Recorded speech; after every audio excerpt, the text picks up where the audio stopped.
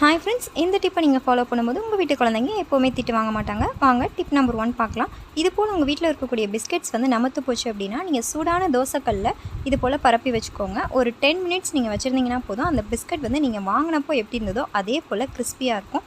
First நான் இந்த biscuit வந்து பதத்து போனப்போ தான் வச்சுருந்தேன். இப்போ எடுத்து பார்க்குறேன் எவ்வளோ கிறிஸ்பியாக இருக்குன்னு பாருங்கள்.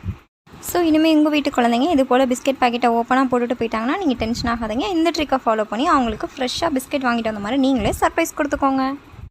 இது போல் நம்ம சோடம் யூஸ் பண்ணுறப்போ வீட்டில் ஸ்டோர் பண்ணி வச்சுருப்போம். ஒரு சில நாள் கழிச்சு எடுத்து பார்க்கும்போது அதோட சைஸ் வந்து ரொம்ப கம்மியாயிடும், கரைஞ்சிரும். ஸோ இந்த மாதிரி கரையாமல் இருக்கிறதுக்காக நீங்கள் சோடம் வாங்கின உடனே இந்த மாதிரி ஒரு 2-3 கிராம்பு போட்டு நல்லா டைட்டாக க்ளோஸ் பண்ணி வைங்க.